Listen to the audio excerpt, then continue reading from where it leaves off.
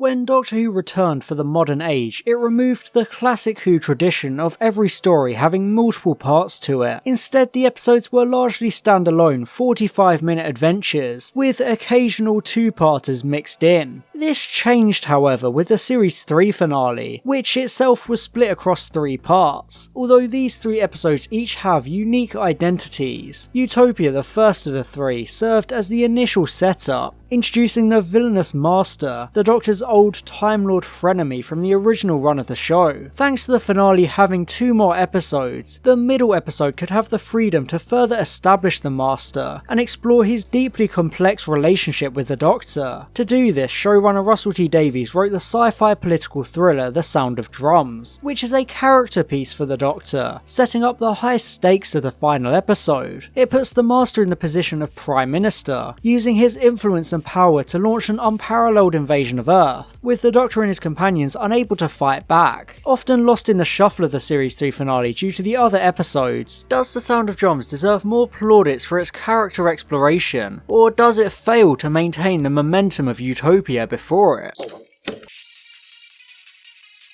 There it is. What is it, mind control? No.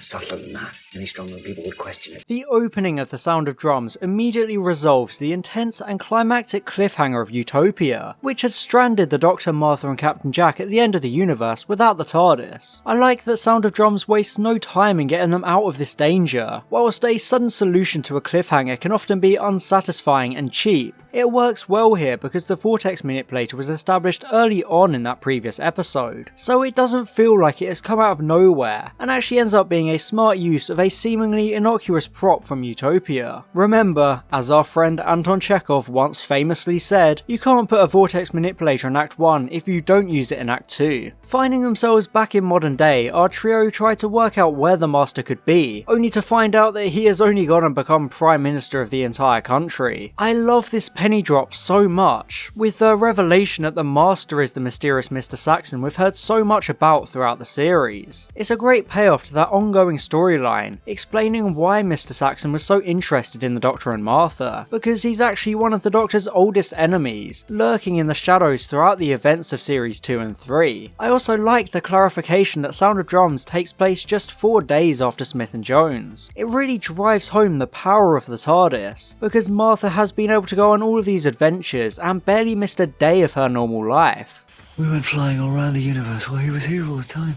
Russell T Davies spent a lot of time tying his era of Doctor Who to the modern landscape, grounding it with a level of realism and relatability, so I think it makes perfect sense to make the Master Prime Minister since it's one of the highest levels of power in the world. It instantly makes him a big deal and a huge threat because he's been able to acquire this position of power through nefarious means. You can't have him gallivanting around making killer inflatable armchairs anymore. He has to be a serious threat that fits in with this modern style of the show. I think making him Prime Minister is the right move because it puts him above the Doctor and makes our hero the one to chase. We're put in a position where the Master has already won, and the Doctor is in a desperate position to stop him, rather than the Master being the one chasing and trying to take over the world. John Sim instantly slips into the role of this sociopathic, modern Master as he strolls into Downing Street and chews the scenery. It's quickly shown that he couldn't care less about the job of Prime Minister itself, he just craves the power it yields. It makes sense because the Master only wants 3 things: to win power, destroy things, and kill the Doctor. He's won the power, so now he just wants to get on with destroying the planet and killing the Doctor. I think the scene of his first and last cabinet meeting is very well done. The Master calls out the politicians for immediately jumping ship to join his bandwagon once he was clearly going to win. It's a scathing piece of commentary because this happens literally all the time in elections. Politicians betraying any morals or self-respect and switching sides to stay relevant because they want power too. It highlights that spinelessness of politicians across the world. I will admit that the Master pulling funny, or not funny, faces kind of derails the tension of the scene, and it doesn't read the room well, since it inserts that trademark Russell T Davies campness at the wrong time. However, despite this, I think it shows that unhinged and maniacal personality of this incarnation of the Master, which is exactly what Davies wanted him to be like. So in that aspect, I suppose it works well, especially as he executes executes his cabinet in one vicious fell swoop, with nondescript insta-kill gas, treating them like an inconvenient obstacle to his dominance. You're insane!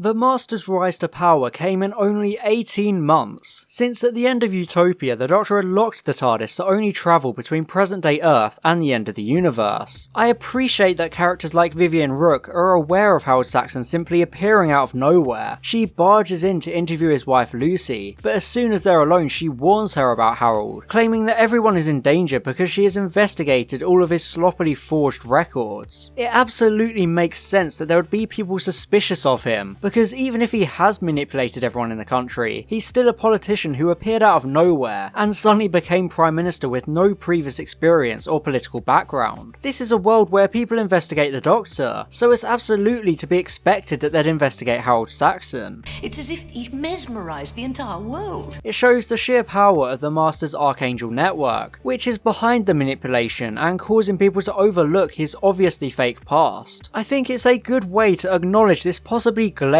plot hole by turning it into an intentional plot point, especially because the episode establishes that Martha and Jack, our Earthbound characters, have also been influenced by the Archangel signal, since they were on Earth during these 18 months. They wanted to vote for him despite not knowing why or anything about his policies. It's a very good way to communicate the effectiveness of the Archangel network, because Martha and Jack almost zone out in a trance when they're talking about Harold Saxon, with Martha tapping the same rhythm the Doctor noticed at the start. I think it does a good job of showing how powerful the subtle mind control is. It's a nice touch that Saxon rose to power in the vacuum created when Harriet Jones was deposed by the Doctor in the Christmas invasion. It keeps in line with that connected and cohesive universe of the Davies era, but also shows continuity and consequence, just like the hand in Utopia. It also creates that horrifying realization that the Doctor inadvertently made all of this happen by opening up that power vacuum, replacing Harriet Jones with a much more dangerous threat. I think it's similar to the Long Game and Bad Wolf in this aspect, showing how the Doctor isn't always right. Sometimes they fix a short-term issue just to make it much worse down the line, with their involvement actually being the reason things went wrong. As the Doctor themselves once said, "Every great decision creates ripples,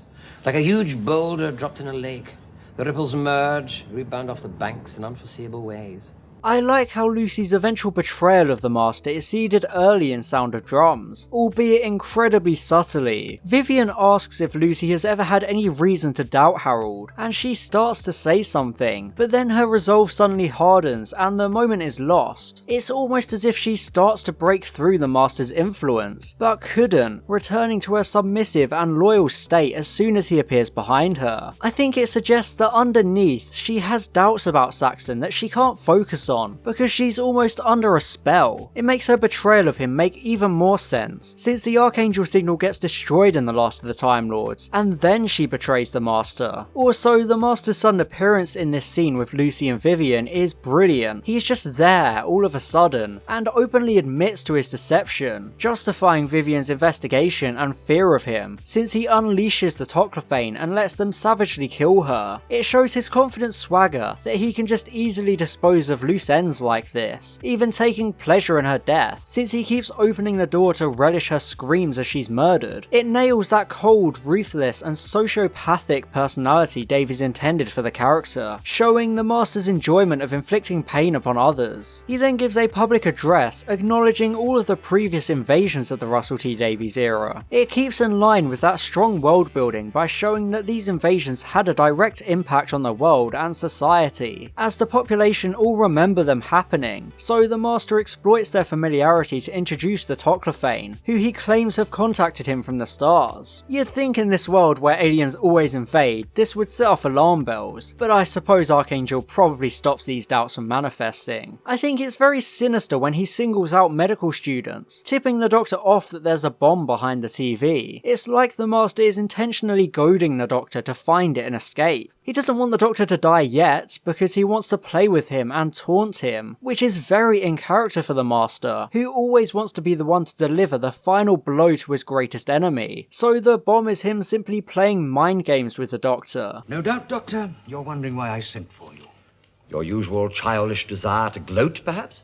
Much like Utopia the week before, The Sound of Drums is a very character-heavy, dialogue-driven episode. Utopia evened out the pace with a lot of energetic sequences, such as the Future Kind chase, and the settlement gearing up to launch the rocket. The Sound of Drums is no different, using the escape from the exploding house and the Saxon minions to inject some energy into the episode, and keep it exciting for the casual viewer. It allows people to enjoy the slower scenes more, because they're mixed in with these more intense ones. I appreciate that Martha's first instinct is to check up on her family, because she has that deep care for them, and immediately knows that they're also at risk. She even goes against the doctor in order to call them, showing her independence and fierce spirit. I like that the episode revisits the phone tracing subplot from 42. Even though they once again get the concept of phone tracing wrong, this episode is actually worthwhile and competently written elsewhere, so I can overlook it here. I love the detail of Martha knowing her family too well to accept the lie that her parents are getting back together. Smith and Jones in the Lazarus Experiment established the Jones family dynamic, so I like the consistency that Martha is too smart to fall for the ruse, even though they go there anyway. I really like the slick sequence of Martha's family being taken, with Francine and Clive bundled into a van, and Tish being intercepted by nameless sinister suits. It nails that political thriller atmosphere, along with giving Martha personal stakes in the scenario, since her family are now prisoners and she's a fugitive. I also like that Martha doesn't absolve the Doctor of any blame either, since he was the one that locked the TARDIS to only go back to this time and place, opening her family up to this danger. Indeed, the Master uses his power to turn our protagonists into fugitives, splaying their faces across the news, and giving them no reprieve, no way out. It backs them into a corner and shows how powerful and dangerous he is in this position, again taunting the Doctor to play those mind games, building the Master up by weakening the Doctor, just like the end of Utopia. It's very sinister when the Master intercepts Martha's call to Leo and taunts her over the phone. It's shot well, and I absolutely adore the change in demeanour when the Doctor takes the phone to talk to his old enemy directly. The Master's face goes cold and he snaps into being suddenly serious. I think their resulting conversation does wonders to establish their frenemy relationship to a new audience. They talk in depth about the Time War, our most detailed and revealing exploration of the conflict yet. It both gives classic fans an explanation of how the Master survived the TV movie, but it also further explores the horror of the Time War. Even this sociopathic, maniacal killer with no fear was too scared to stand and fight, instead running away from it. Oh, and the Master ran away scared too. I like how he preys on the Doctor's guilty conscience at ending the war through mass genocide. He almost relishes the reality of the Doctor being at his level for once, demanding to know how it felt. I think it shows how similar they actually are to each other, two sides of the same coin, which was always one of the main aspects of their relationship, going as far back as Delgado and John Pertwee. It's such a fantastic, tense scene with great acting from both David Tennant and John Sim, communicating their relationship perfectly. Their relationship and origins are further explored in the scene set inside an abandoned warehouse our protagonists are using to hide. Martha and Jack confront the Doctor asking who the Master is, continuing their audience surrogate roles from Utopia, questioning how someone like the Master could even exist, based on how the Doctor talks about his people. But all the legends of Gallifrey made it sound so perfect. Like Gridlock, the Doctor gives a great speech remembering the beauty of Gallifrey, this time with a sweeping soundtrack of This Is Gallifrey, Our Childhood, Our Home, playing over the visuals of Gallifrey. It's always important to remember that this was the very first time we got a glimpse at Gallifrey in the revived run of the show. It makes this moment so incredible, because we've had all of that build up and now we're finally getting to see this mystical planet, which is as beautiful as the Doctor described it in Gridlock. The staggering thing is that this scene is just pure exposition. It's just the Doctor telling us who the Time Lords were and how they operated. It serves as a cheat sheet for the origins of the Doctor and the Master, along with explaining what a Time Lord actually is. However, rather than feeling like exposition, Tennant's delivery and the music makes it seem like so much more, making it a very effective way to integrate this vital exposition, keeping the viewer engaged whilst explaining all of this necessary backstory. I do like that the episode takes time to address Jack being part of Torchwood. The Doctor is understanding understandably shocked and disgusted by this revelation, because the last he saw of Torchwood, they were a warmongering, heartless organisation that went against everything the Doctor has ever stood for. It's nice then that Davies takes this into account and addresses it by having Jack explain to the Doctor that his Torchwood is different now and more in line with the Doctor's morals. I think it's a good way of tying the two shows together and justifying Jack's presence within the organisation. Vivian Rook sending her files to Torchwood is a good way of making her earlier appearance important and relevant to the wider plot, since it gives our protagonists their quests, so to speak. It provides them with that next step they need to chase the Master, and allows them to actually develop a plan, since the Doctor realises what Archangel actually is, since it emits a signal that subliminally persuades people to support Harold Saxon. It's also a good way to set up the polarising resolution to the last of the Time Lords, but we'll get to that another time. The Doctor reverse engineers the Archangel signal and combines it with the TARDIS keys to create a perception filter, which is a good solution to their status as fugitives, along with his explanation of the filter being an overt reference to Martha's unrequited love storyline. It's like when you fancy someone and they don't even know you exist.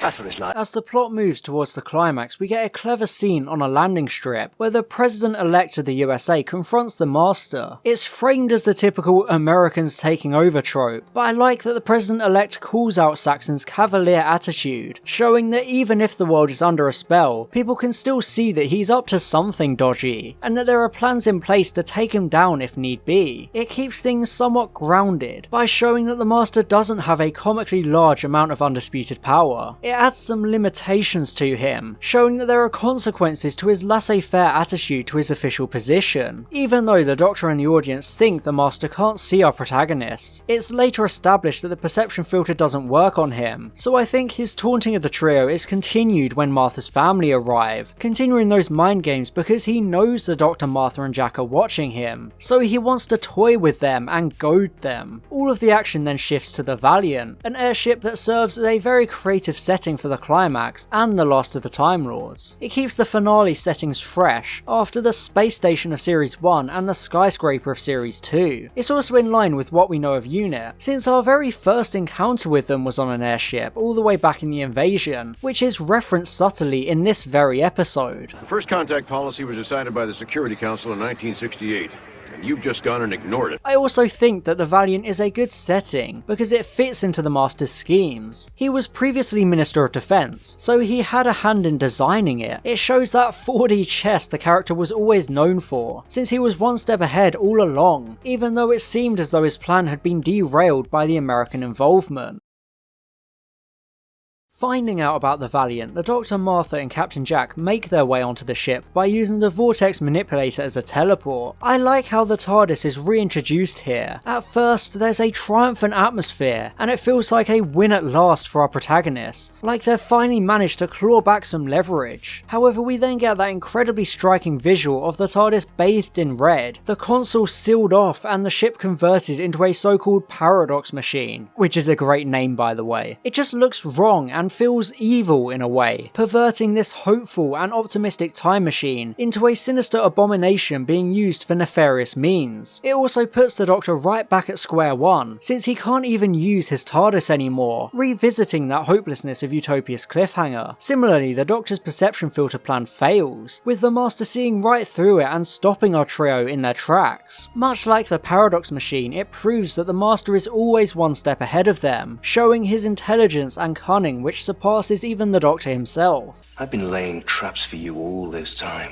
Establishing that the Lazarus experiment was orchestrated by the Master is such a good way of making that episode relevant to the finale, much like how Series 1 found a way to fit every episode and their themes into the finale, creating a sense of build-up and cohesion. Similarly, the hand from the Christmas invasion in Utopia is integrated well here, turning out to be much more important than we thought, since the Master uses it to get the Doctor's genetic code and use the laser screwdriver to age the Doctor. I think the whole idea of aging up the Doctor to make him helpless this is fine on paper, but I really don't like the execution of it. The makeup itself is serviceable, but the transformation scene is hard to take seriously, and looks more like a nostalgia critic cutaway than a horrifying transformation. Also, like a lot of other people, I can't say I'm a fan of the laser screwdriver being a thing, because it seems unnecessary and trying too hard to push the parallels of the two characters. But it does succeed in drawing those parallels. Both characters have companions, they're charming and young with dark and manipulative interiors, they both have great power and intelligence, so I guess it just makes sense to give them both a fancy technological wand too, just to drive it home for the audience. One thing I haven't mentioned yet is the clever use of television and pop culture in this episode. A common theme of the Russell T Davies era of Doctor Who was the usage of TV to progress plots and clue our protagonists into the wider events of the story. In Aliens of London, he used the news to show the ongoing story of the spaceship crash as it developed over the course of a day. In The Christmas Invasion, a similar tactic was used to show the Sycorax's interception of the Guinevere probe and the chaos that unfolded afterwards. Then in Army of Ghosts, television was used to show the deep cultural impact of the ghosts, to the extent that they were appearing in soap operas and reality TV shows. Sound of Drums continues this tradition and probably uses it more prominently and extensively than those previous episodes. Early on, we see celebrity testimonials of Harold Saxon, showing how deeply ingrained into society he is and how deep his deception goes. Additionally, much like Aliens of London, the news is used to show the passage of time throughout the episode. It constantly cuts to news reports that progress the wider story along, keeping the viewer aware of the wider Toclaflame plot and showing how time is passing in a clever way. The climax of the episode again uses the television, with people across the world watching the events unfolding on the Valiant, since the first contact is being broadcast live. It's a good way to make the episode's scale feel bigger and put some faces into the planet's population. It's not like some episodes like Battling a Ransacked Prius, which presents the Earth as a faceless planet with no real reason to care about its possible destruction. Having these people watching on the TV gives it a personal and grounded touch, as it shows their reactions to the President-elect being murdered live on air. I think the television integration throughout this episode is just perfectly done, fine-tuned after the previous uses, and here it's just such a strong narrative tool. After the President-elect is murdered, the Toclafane invasion of Earth begins. I both love and hate the Here Come the Drums scene. It has a very tense and suspenseful build-up, but then the 2005 dance song Voodoo Child starts blasting, which just kind of feels weird and takes away the impact. However, I think it adds something else in its place, which is the dissonance of the world being invaded to the soundtrack of a pop song. It becomes bizarre, but in a good way I think, because of how weird it is. I think it's saved by it only being short, since it's shown to be diegetic music with the master turning it off, paving the way for the non-diegetic, incredible piece of music that is the Master Vainglorious, restoring that sense of suspense. We then get shots of the Toclafane invading the planet and executing people across the world, including most of the people who were shown to be watching the broadcast. Like I said regarding the TV, it gives that grounded sense of familiarity and makes the stakes even higher, even though they are still just random nameless extras. I think the ending of The Sound of Drums is absolutely incredible, with Martha slowly backing away from the Doctor as sounds of people across the world can be heard begging for help and being cut down. After being just a companion for so long, following in Rose's shadow, Martha finally leaves the Doctor's side and chooses to stand and fight, determined to set things right. It gives her actions in the next episode a lot of agency and weight, showing that she's choosing this path for herself and won't let anyone stop her. I think it shows how far she's developed as a character, blossoming into a truly conventional hero after pulling off her own heroics throughout the series. Also, just as a side note, the music that plays during the scene is the exact same music that played during the scene in Utopia where the Doctor was praising humanity's perseverance and survival, making it all the way until the end of the universe. I think it's quite poetic here, because Martha is dedicating herself to saving the planet and protecting the human race. She represents that perseverance and determination, because it's the actions of people like Martha Jones that allows the human species to keep surviving. setting. It's about the everyday heroes who dedicate themselves to fighting for good. Unlike Rose, who needed the time vortex to save the planet, Martha does it through sheer determination and force of will, which I think is very empowering. I think this is all portrayed through the simple reuse of a track, creating a fantastic mirror of its first use back in Utopia. And much like Utopia, The Sound of Drums ends with the Master in complete control compared to our protagonists, who are outplayed and left in an impossible situation. The Doctor is forced to watch as the planet he loves is mercilessly decimated, with no way to stop it. The Master has finally won, a victory made even sweeter because he'd successfully lured his enemy here to watch it unfold by his side. After being stopped all of those times, the Master seems to have finally been able to defeat his sworn enemy because he finally found a way to think of everything and counter the Doctor at every turn, utterly outplaying his frenemy. It's such an emphatic ending that cements the Master as a threat worthy of having a big finale, with those cunning and villainous traits on full display. Despite all of his chaotic energy and childish behaviour, his incredible intelligence and planning throughout this episode proves to us that he is still very much the Master.